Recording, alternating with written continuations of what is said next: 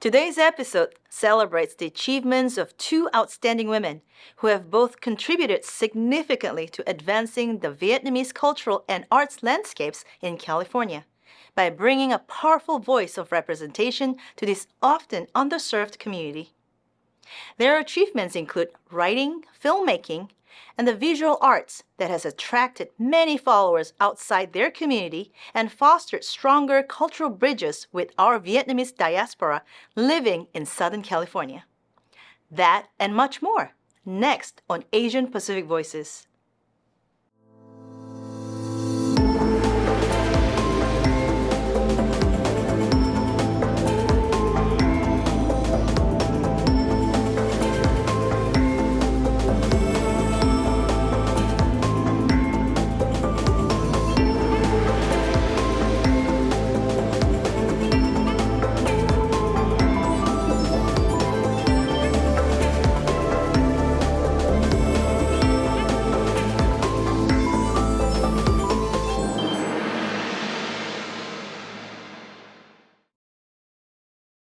From her groundbreaking roles at the Vietnamese American Foundation, VAALA, and as a co-founder of Viet Film Fest in Orange County, to her influential radio broadcasts reaching audiences in the U.S. and in Vietnam, Issa Lê has tirelessly championed for her native Vietnamese cultural landscape for the past 3 decades.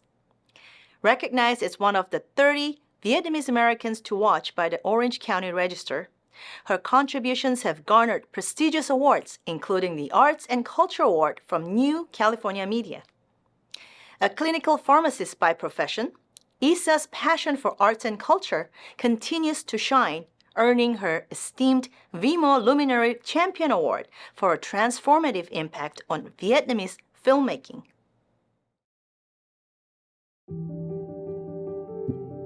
VAALA does not only bring the Vietnamese community together, they also bring the artists together. They help to promote established and emerging Vietnamese artists, and there's just so many of them flourishing today. Not only provide our students with learning opportunities that go beyond the school settings, but it also helps connect the student to the Vietnamese culture in a very, very powerful way. It really validated my work, validated that the work is needed, not just for my generation, but across generations for us to heal together. And it wouldn't be possible without the effort of VAALA.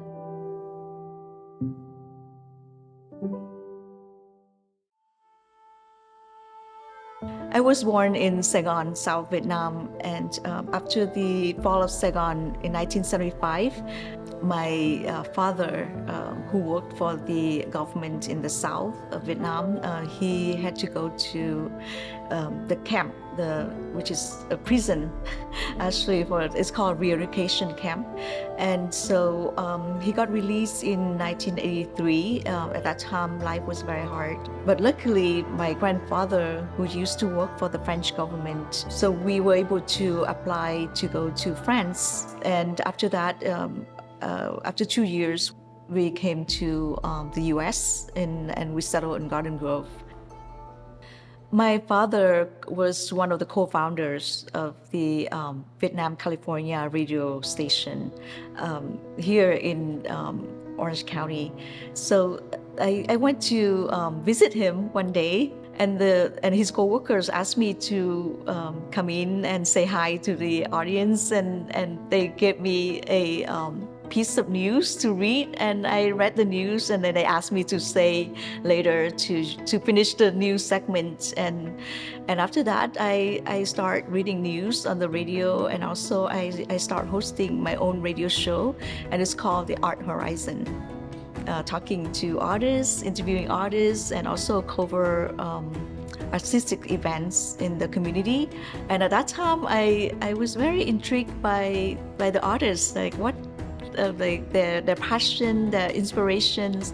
So my father co-founded VAALA, which stands for Vietnamese American Arts and Letters Association, which is a nonprofit art organization.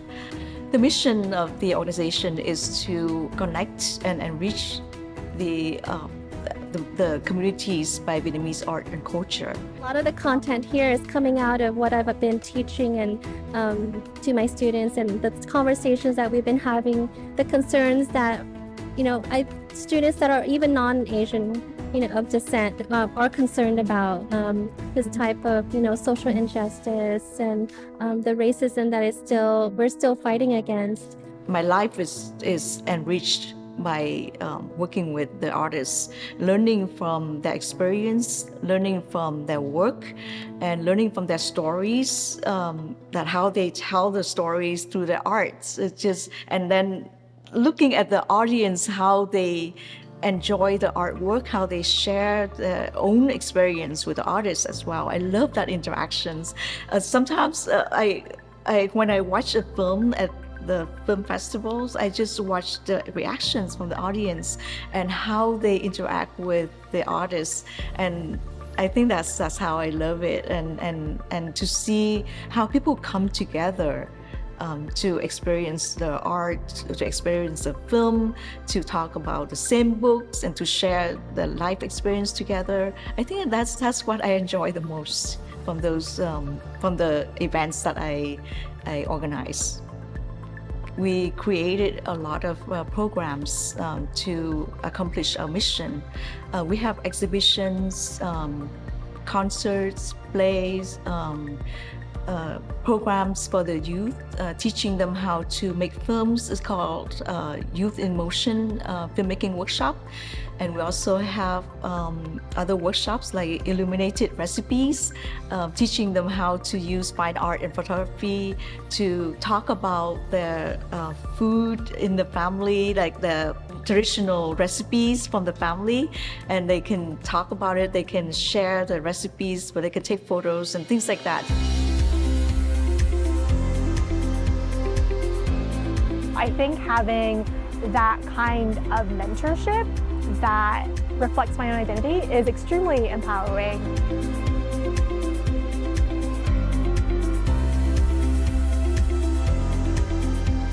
There's not a lot of spaces like this, and I think that if there is spaces, people don't feel safe enough to open it up to others to share.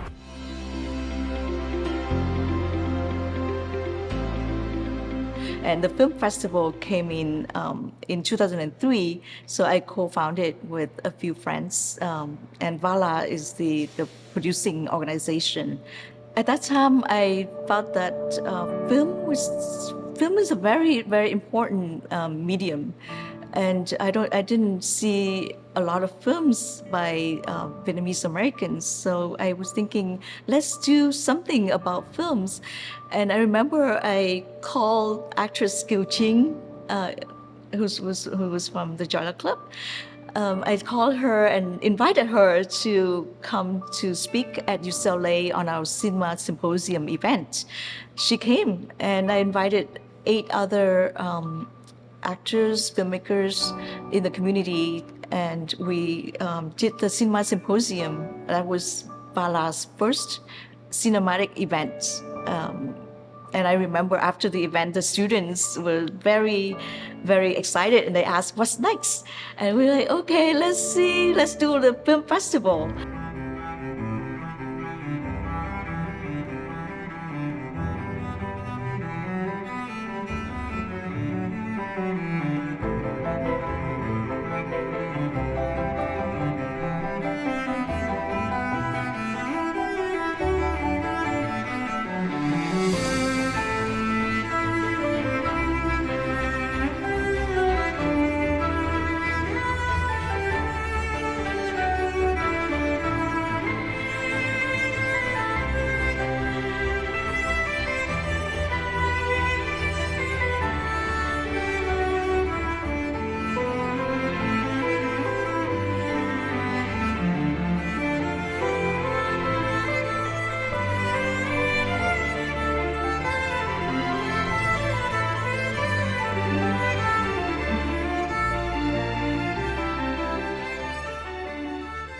At that time, we only have a few features, and we didn't have enough films to show at the film festival, so we had to do the film festival every other year. But it's very encouraging because when we first put out the call for entries, we received films from France, from Canada, from Germany, of course from the US, and later from Vietnam as well. I think that an organization focusing on the arts like VAALA is needed by the communities. I'm saying that because, for example, at Viet Film Fest, we always have a high school day that we invite local high school students to come to film screenings, because there is a demand for the second generation to learn about Vietnamese experience, to learn about Vietnamese culture, to learn about contemporary issues relating to Vietnam or Vietnamese people. And so we start seeing more and more. And last year at Viet Film Fest, we hosted over 300, almost like 400 students from local high schools.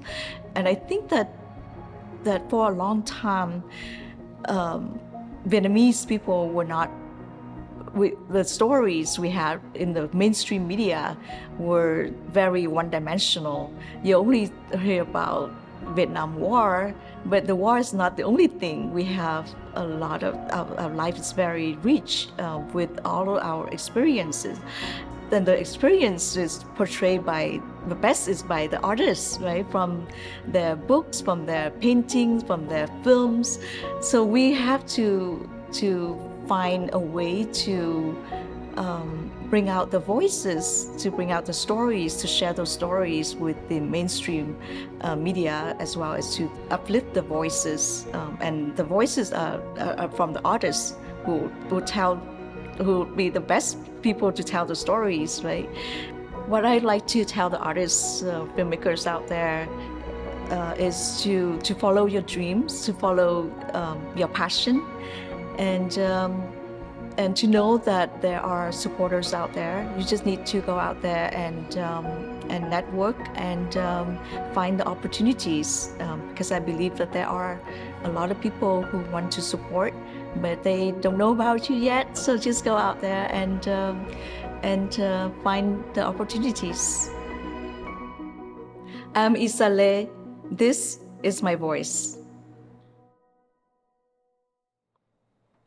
Let's meet with the acclaimed Vietnamese American artist Ann Phong, who vividly captures narratives of her immigrant experience as well as environmental and social issues expressed through her vibrant and often thought-provoking mixed media canvases. Beyond her powerful portrayal of feminism and the environment, Ann Phong fearlessly confronts her thalassophobic, revealing the ocean's beauty amid its chaos. Join us as we uncover the bold brushstrokes of artistic legacy and her profound impact on both the art world and her community.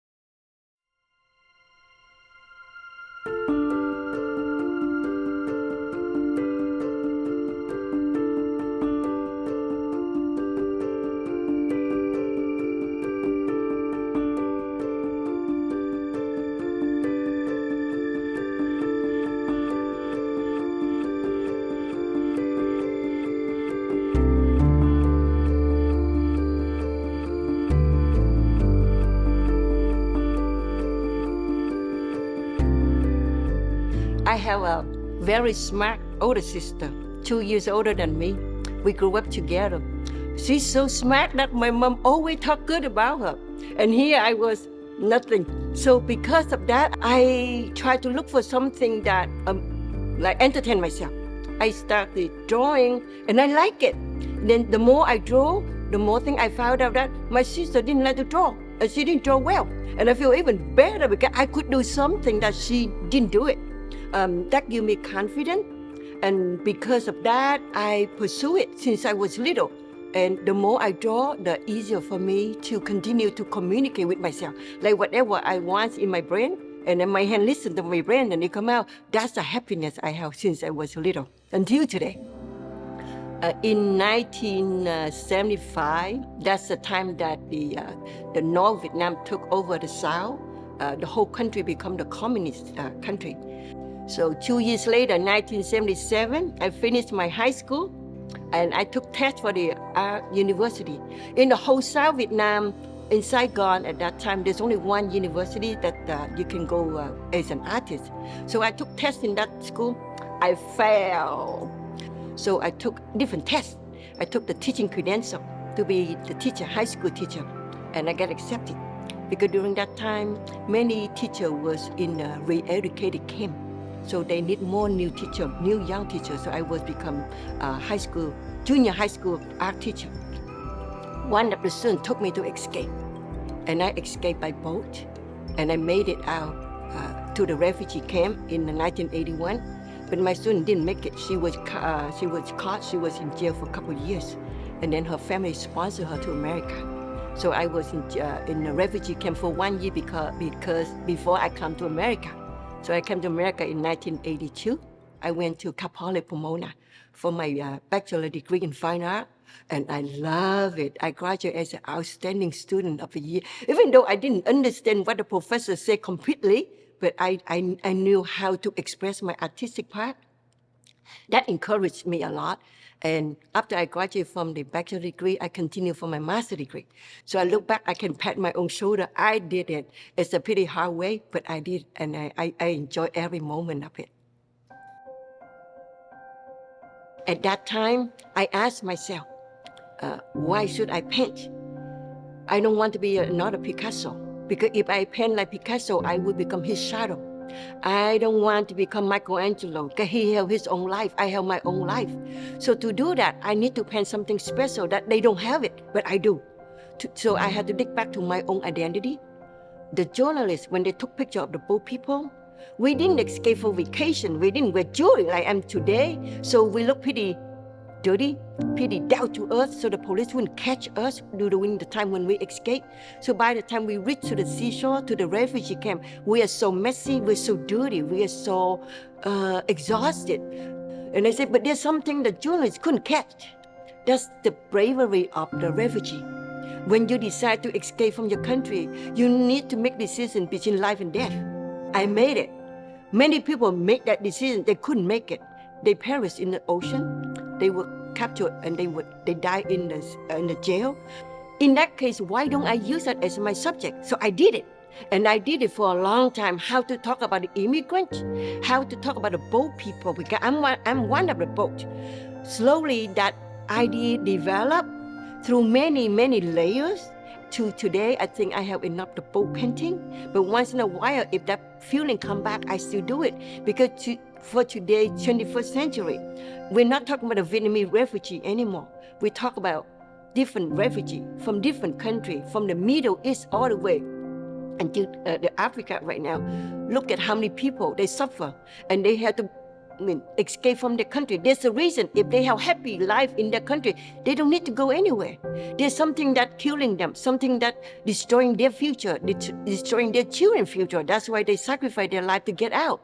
So those lives remind me my own life. And then once in a while, I go back to the refugee theme to do that. Whenever I have time, I paint. If I cannot sleep at 2 o'clock in the morning, I paint. So the discipline means a lot. In a year, I paint more than 50 paintings, big and small. Some of them I donate to cause for any donation for refugee, for poor people, for auction. That feeling is pretty honor. This painting behind me is the first one. I started it with the mixed media. I titled it Different Playground. On the lower left area, I paint a little boy playing with the lantern. In Vietnam, when we're young, we didn't have a lot of toys to play. So we make paper lantern to play with. Slowly, onto the right side, I paint a Vietnamese teenager girl in high school. In high school, we still wearing the Vietnamese áo dài, the traditional clothes. In high school, we just tie up the dress and then we play. So I put her into my painting. And in the middle, I put the children in America. They come to America, they become American now. So the children play with different kind of ball, like basketball, baseball, football. But to me, during that time, the children still don't know how to look at themselves as American, as a Vietnamese American. So I paint them transparent. So they just have outline only. So all those put together as our cultural life in America with different playgrounds, that's how we grow up. Because I've been travel to many countries, from Vietnam to Malaysia to Thailand, go to different countries, we see different culture. Everybody preserve the environment in a different way. Of course, somewhere have good people, somewhere have bad people. So they dump toxic to the ocean, they dump toxic to the drain, and the drain go out to the ocean. Because of that, I bring those subject matter to my painting to bring out to the awareness. I use pretty color to attract the viewer to look at them. But when they look at them, they see trust in my painting. And then with the title, with my artist statement, they can see that. So to me, like as an artist, we have the power to connect with people, bring out the message, to convey the viewer to listen to that message. And I use it till now. The whole 2.5 years of pandemic, I create a whole series of painting for pandemic. So it changed my direction during that time. And right next to me, there's one painting. There's a lot of misconception about the pandemic. To get out the anger because of that virus. They just see you have yellow skin, they hurt you. I live in America for 40 years already. I thought I am American. And suddenly because of the virus, I change back to someone else. So I say, but keeping that anger inside me doesn't help. So I did this painting. I used the yellow as a yellow skin color, put onto the painting. At the bottom part of the painting, I put a whole LA scene at night. The title is, I am not a virus. To reinforce with many people, yes, we are Asian in America, but we are not the one who bring in the virus.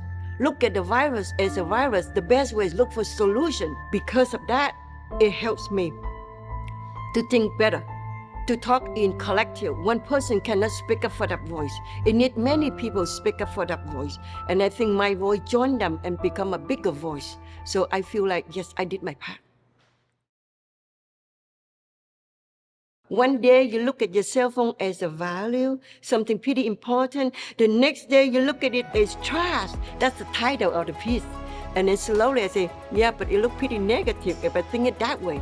But there's a positive part in the cell phone that we use. That's why we change the cell phone.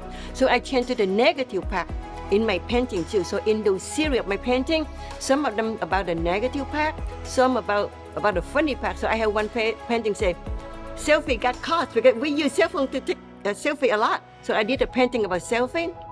And then there's another painting when a lot of people, when they eat, before they eat, they feed to their cell phone first. So I did another painting about food. There's one painting in that group that's very important to me. That's the time that someone videoed the police brutality because of the cell phone video is the proof that that person can use it onto the court. And then the police couldn't say no. So because of that, it become one living proof as a cell phone. So in that painting, I paint about the demonstration. I paint about how people group together become the power to speak up for everybody, no matter you are black or yellow or white. If you have that conscience inside you, you need to think about the justice for everybody. I am Ann Phong. This is my voice. Thanks for watching today's show. And please be sure to check out all our other episodes and past seasons of our program on our YouTube channel. I'm Kathleen Choi, and I'll see you next time on Asian Pacific Voices. This program was made possible in part by the California Arts Council.